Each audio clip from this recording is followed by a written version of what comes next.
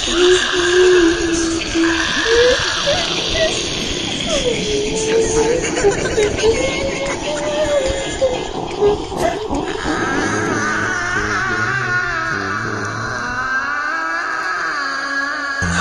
gabi.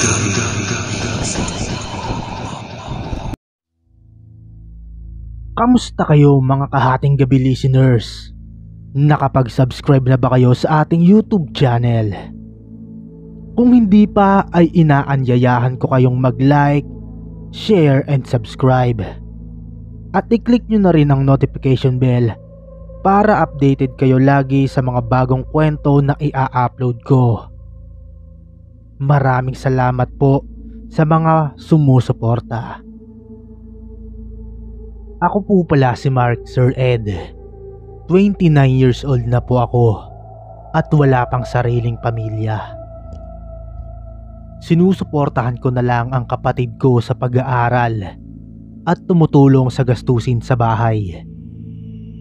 Tandang-tanda ko ang araw nang magkayayaan ang barkada na magpunta sa isang kilalang falls sa isang probinsya. Ayoko sanang sumama ng araw na yun. Kahit na work from home ang trabaho ko. May pagka-workaholic po kasi akong tao, Sir Ed. Pero pinilit ako ni Angelica. Sabi niya ay minsan lang ulit magkakasama-sama ang barkada. Isasama daw niya ang pinsan niyang si Rose. Si Rose po pala ay ultimate crush ko. Maganda po kasi siya kahit maliit lang.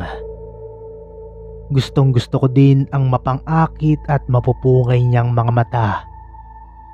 Kaya't nang sinabi sa akin ni Angelica na sasama si Rose, ay wala nang pagdadalawang isip akong sumama. Palalagpasin ko pa po ba ang pagkakataon na yon, Sir Ed?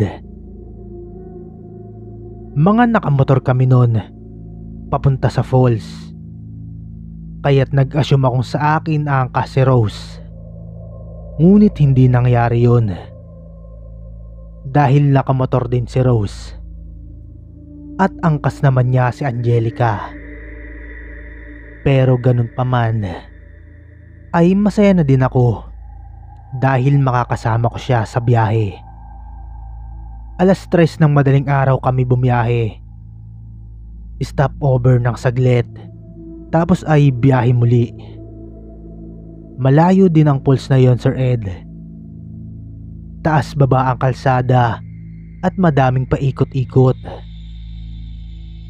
Nakakapagod man ang biyahe. Mga 8:00 na ng umaga nang makarating kami doon.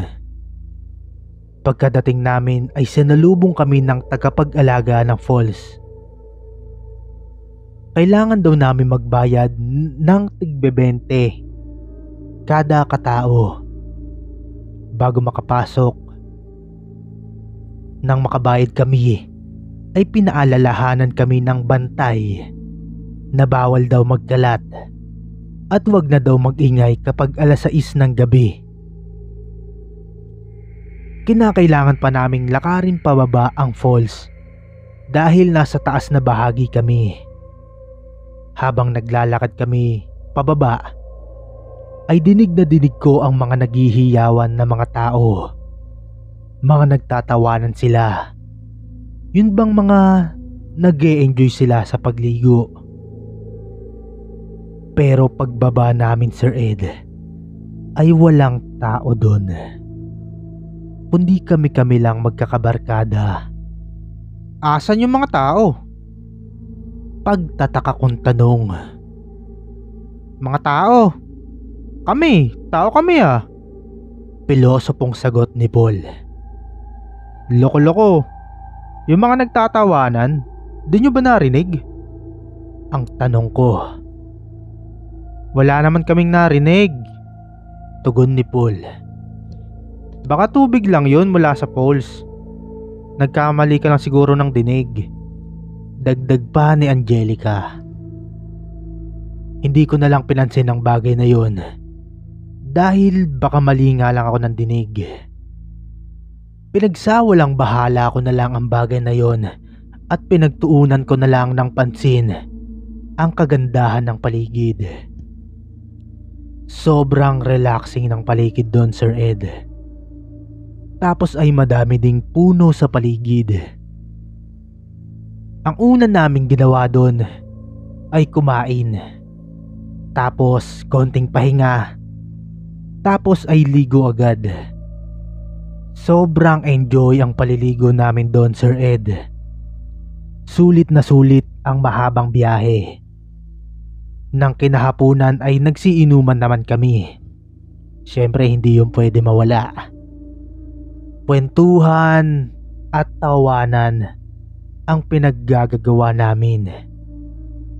Binalikan din namin ang masasayang araw namin noon nung high school pa kami.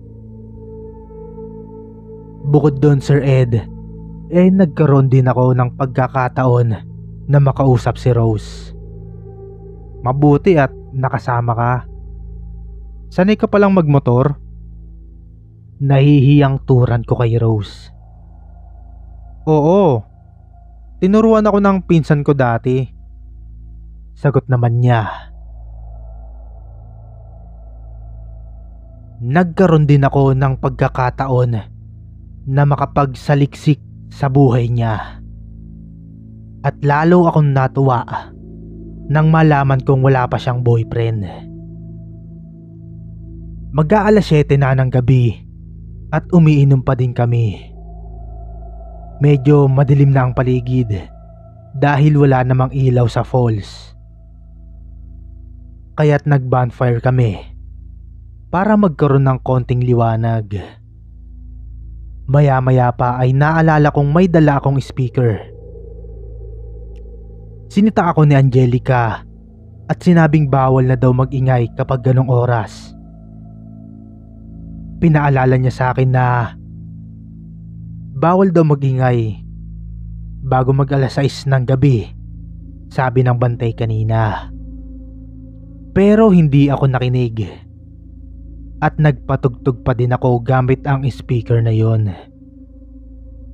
Ang sabi ko ay hindi naman dinig sa taas yon kung nasaan ang bantay, kaya't okay lang. Saka mas maganda ang inuman kung may music. Wala nang nagawa si Angelica sa sinabi ko. Patapos na kami at nakarami na kami ng inom ng alak ng mga sandali na yon. Nang biglang nagsitaasan ang balahibo ko sa batok. Kasabay noon ang biglang paglamig ng paligid. Walang kahangin-hangin noon pero sobrang lamig. Lahat kaming magkakabarkada ay naramdaman yon. Tapos ay biglang namatay ang speaker. Binuksan ko ulit ang speaker pero muli lang yon namatay. Ayan, nasira na speaker mo. Bawal nga daw kasing mag-ingay. Nakatawang sabi ni Angelica. Natawa na lang din ako sa sinabi niya. Tapos ay tumayo ako para maghugas ng kamay sa umaagos na tubig.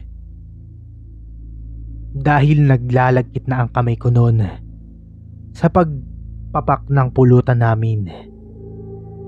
Kaya lang ay napatigil ako sa paghuhugas ng kamay nang may marinig akong sumigaw. Sobrang lakas ng pagsigaw na yon, Sir Ed.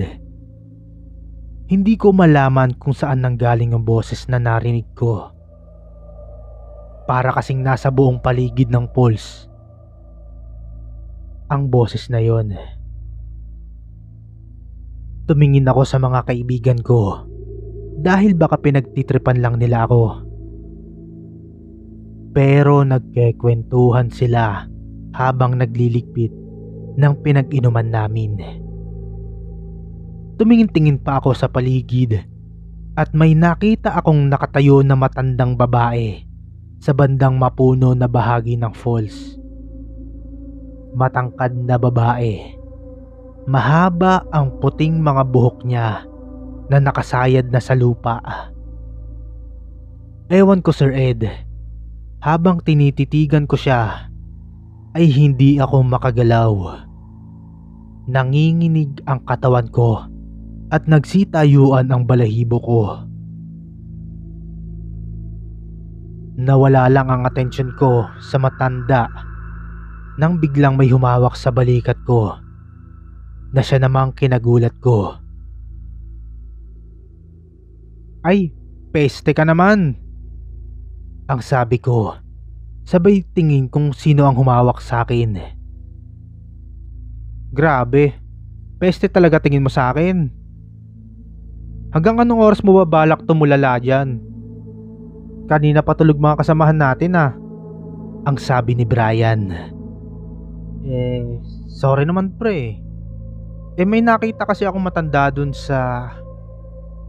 Teka, kanina pa tulog mga kasamahan natin? Ang gulat kong tanong. Oo, kanina pa. Hinihintay nga kita kasi manghihingi sana ako sa'yo ng yosi Pero nakaiglip na din ako. Naalimpungatan na lang ako dahil sa lamok. Tapos pagbangon ko nakita pa rin kitang nakatayo dyan. Ang sagot naman ni Brian. Kanina pa ako nakatayo dito? Kanina lang nagliligpit pa kayo ng pinag-inuman natin Naguguluhan kong tanong. Lasing ka na ba pre? Kanina pa kami tapos magligpit. Nakatulugan ka na nga namin Natatawang turan ni Brian. Alam mo pre, amats lang yan. Tara na, matulog na tayo. Biyahe pa tayo bukas. Hindi ako makapaniwala sa narinig ko Sir Ed. Nagulat din ako dahil alas 11 na ng gabi noon. Ewan ko ba pero parang biglang tumuli ng oras. Alam mo po Sir Ed, hanggang ngayon ay hindi ako makapaniwala na nangyari sa akin yon. Gulong-gulo man ay tinulog ko na lang yun. Pero sa hindi malamang dahilan ay hindi ako nakatulog ng maayos. Makatulog man ako ay agad din ako nagigising. May pakiramdam kasi ako na parang may nakatingin sa akin kung saan. Kaya't nang pauwi na kami ay puyat akong nagmaneho. Habang nagmamaneho ako Sir Ed ay tila ang bigat ng motor ko. Pakiramdam ko ay may nakaangkas sa akin kahit wala naman. Nang makauwi ako ay biglang bumigat ang pakiramdam ko at sobrang sakit ng balikat ko. Inakala ko na pagod lang yon galing sa malayong biyahe. Kaya tinulog ko ang bagay na yon. Pero pagising ko ay nilalagnat naman ako. Kahit nilalagnat ay pinilit ko pa ring magtrabaho. Total ay work from home naman ako. Maya-maya pa ay kumatok ang nanay ko sa kwarto. Pinagluto pala niya ako ng sopas. Yun nga lang ay may kasamang sermon ang sopas na yon. Gala daw kasi ako ng gala, kaya nagkakalagnat daw ako. Napakain na lang ako ng sopas at hindi na ako nakipagtalo sa nanay ko.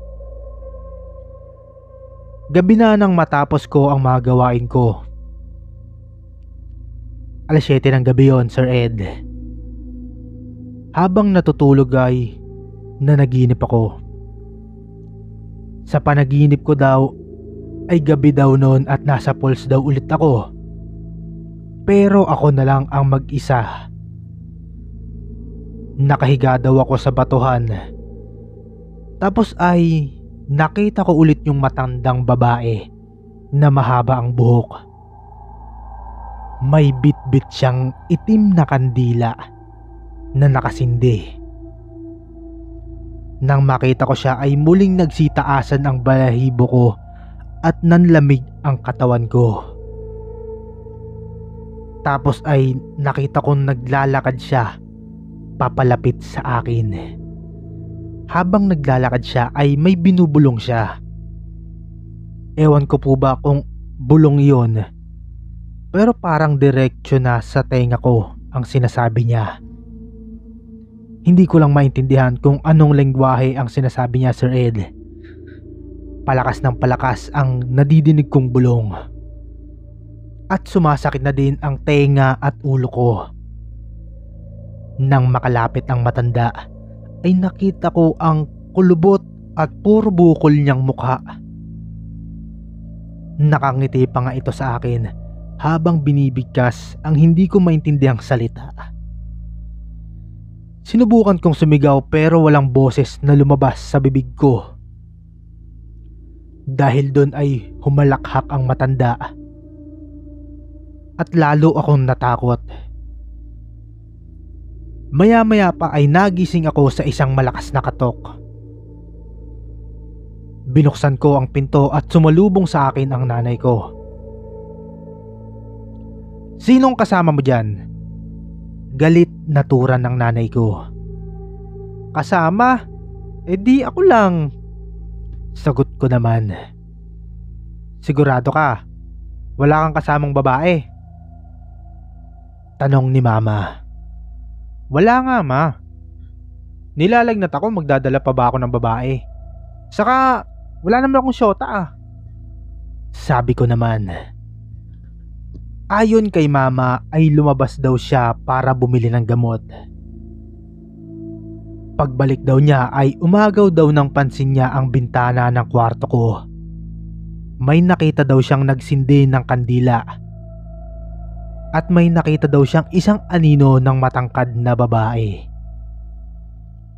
Alam daw niyang babae yon dahil mahaba ang buhok nito. Naglalakad daw ng dahan-dahan ang babae na yon patungo kung saan ako nakahiga. Kaya dali-dali daw siyang umakyat para katukin ang pinto ko. Ang weird nun, Sir Ed. Kasi sakto yon sa napanaginipan ko. Nang makaalis ang nanay ko ay naramdaman kong biglang lumamig sa kwarto. Kahit nakapatay naman ang aircon. Babalik na sana ako sa pagtulog nang may nakita akong mga patak ng itim na kandila sa sahig. Ang nakakagulat doon ay papalapit yon sa kama ko. Kinabukasan ay naging maganda ang gising ko dahil nawala ang lagnat ko. Pero hindi nawala ang bigat at sakit ng balikat ko. Habang nakaharap ako sa computer ko ay biglang nakipag-video call si Rose. Dali-dali ko naman yung sinagot. "Hi Rose." Masaya kong bati. "Hello. Sabi ni Angelica may lagnat ka daw."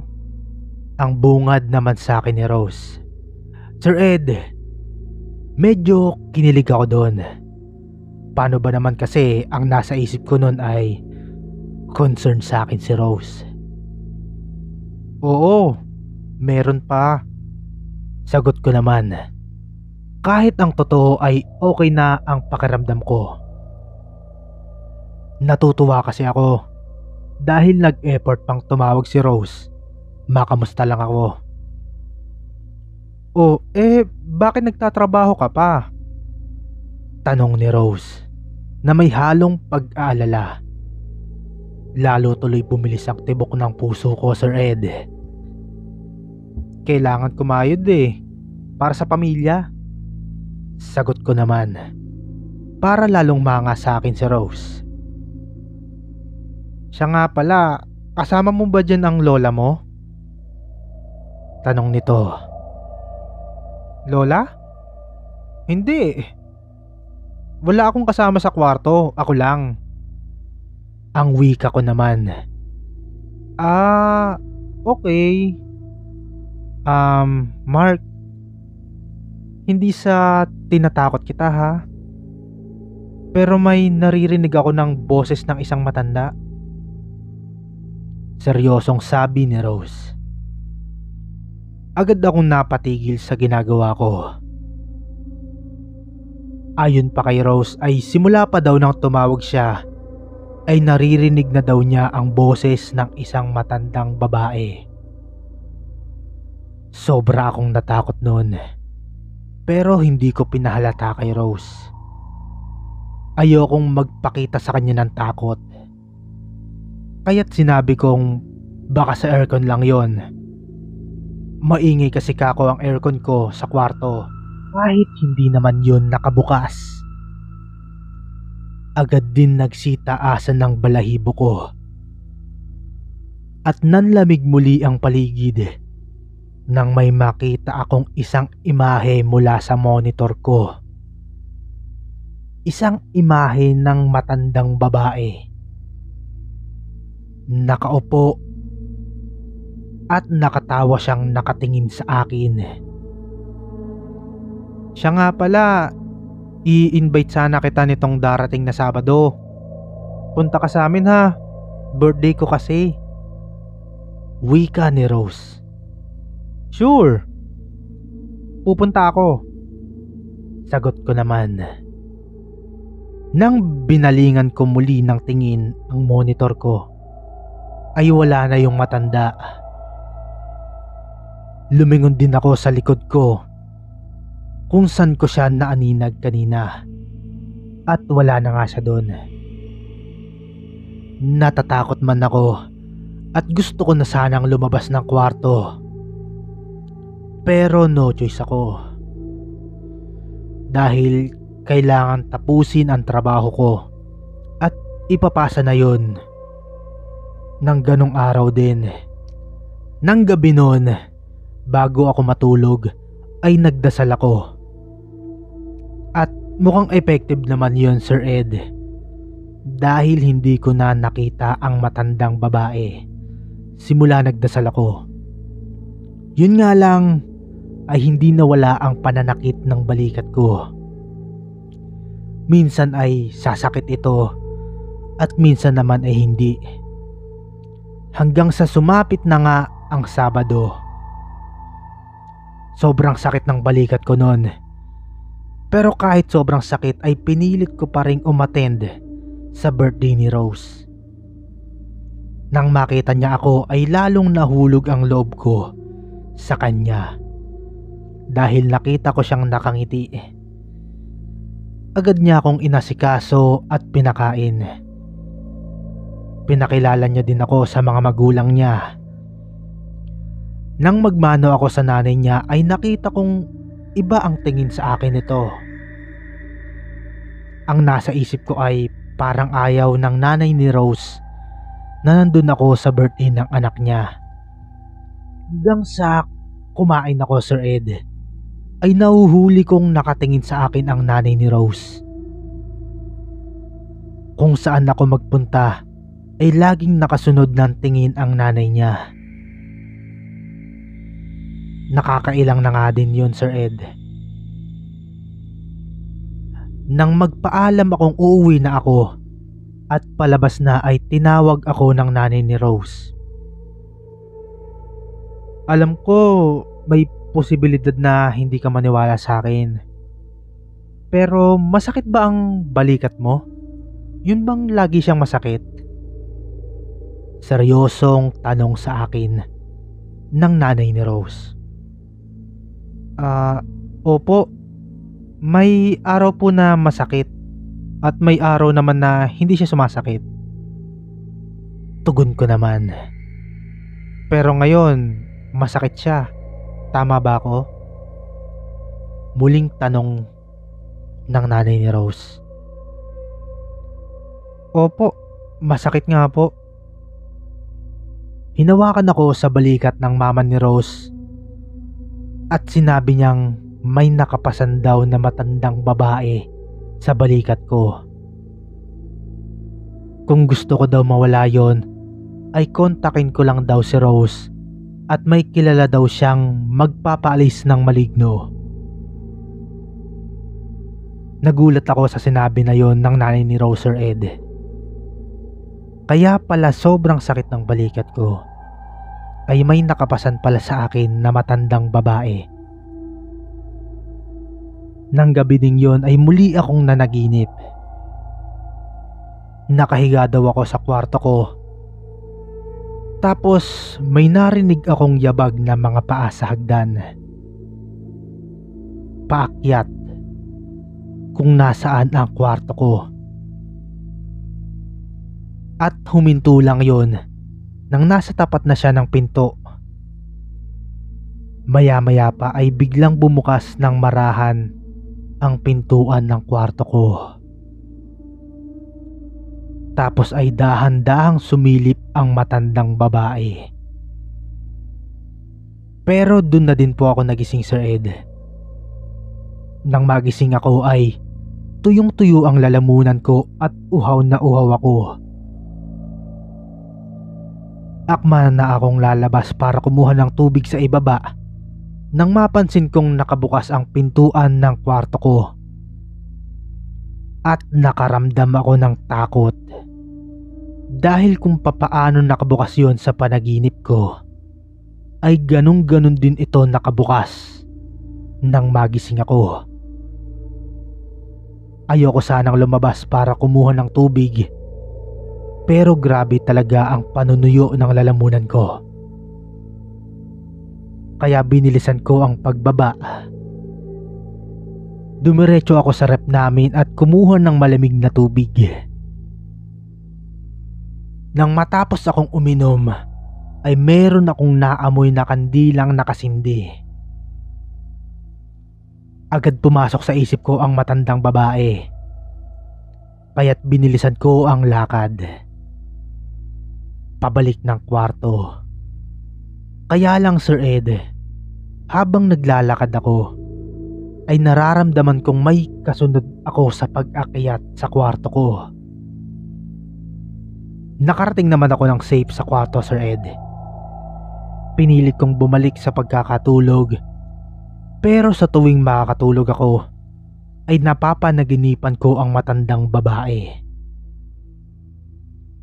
Kaya kinabukasan, kahit medyo nahiya ay tinawagan ko si Rose para makausap ang mama niya. Humingi ako ng tulong na mapawala ang matanda na sinasabi niya. Sinabi ng mama ni Rose na pumunta ako sa kanila at papapuntahin daw niya ang kilala niyang nagpapalayas ng masamang elemento. Pinilit kong pumunta kila Rose kahit sobrang sakit ng balikat ko. Nang nandun ako ay kasunod kong dumating si Mang Robert. Si Mang Robert ang kakilala ng nanay ni Rose na nagpapalayas daw ng masamang elemento. Unang kita pa lang sa akin ni Mang Robert ay sinabi niyang may nakapasan daw sa aking matandang babae na maligno. Aniya ay nagambala ko daw ang tirahan nito, kaya sumunod sa akin. Nung una ay wala akong maisip na dahilan kung paano ko yun nagambala. Hanggang sa naisip ko yung pagpapatugtog ko ng malakas. Sinabi ko yon kay Mang Robert at sinabi niyang baka yun nga daw ang dahilan kung bakit ito sumunod sa akin. Sinimulan ni Mang Robert ang mga orasyon. May binibigkas siyang mga salita. Nakalaunan ay hindi ko na madinig dahil unti-unti na akong nawalan ng malay. Nagising na lang ako na pawis at uhaw na uhaw. Agad akong pinainom ng isang basong tubig ni Mang Robert. Ayon kay Mang Robert ay wala na daw ang maligno.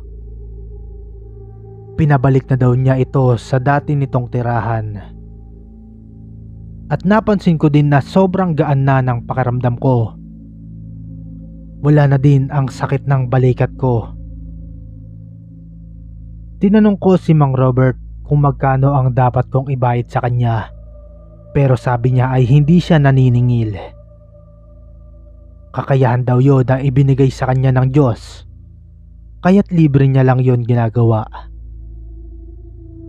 Pero inabutan ko pa rin siya ng pera para pasasalamat ko na din. Lalo't nag-effort pa siyang pumunta kila Rose kahit malayo ang bahay niya. Sa ngayon, Sir Ed, ay normal na ulit ang pamumuhay ko at wala nang kababalaghan na nararanasan pa. Hanggang dito na lang po ang sulat ko. At nakapag-subscribe na din po pala ako sa inyong YouTube channel. Maraming salamat po. Mga kahating gabi listeners, pwede din po kayong magpadala ng inyong nakakatakot na istorya sa ating Facebook page, Hating Gabi Tagalog Horror Stories. Ilalagay ko ang link sa comment section. Muli, ako po si Sir Ed na bumabati sa inyo ng magandang hating gabi.